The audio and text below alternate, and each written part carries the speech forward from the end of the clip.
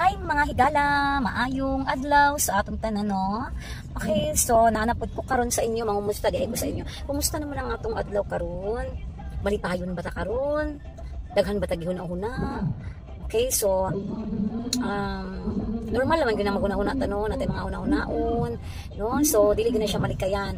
Pero ang ato lang ani, dili ta magpalabi o una-una labaw na nga problema. No, kay kung ang problema manggod ato ang balik-balikan ug una-una mas stress jud ta ana, no?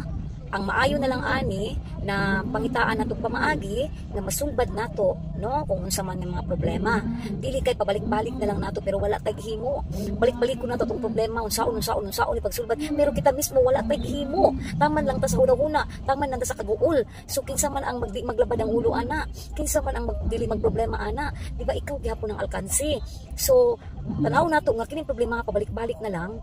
So pangitaan nato pamaagi nga dili ni mausab pa nga mga problema, mangita tag sulbad. Ana lang manggod na siya good.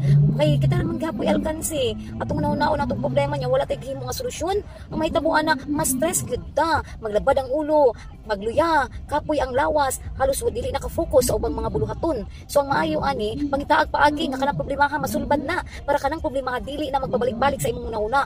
Ana lang gyud na siya, no? Maningkamot gyud nga kanang mga problema. Di man gyud malikayan kanang tao na mga problema. Wala may tao nga wala may problema. No? Eh kung walay problema ang tao, dili na normal. So ana lang. So normal naman gyud may problema, pero ang pinaka the best ayaw ibutang maayo sa muna-una kay mas stress ka. Kung dili pagita ang solusyon, labanan ang problema. Ana. Okay? So mao lang to.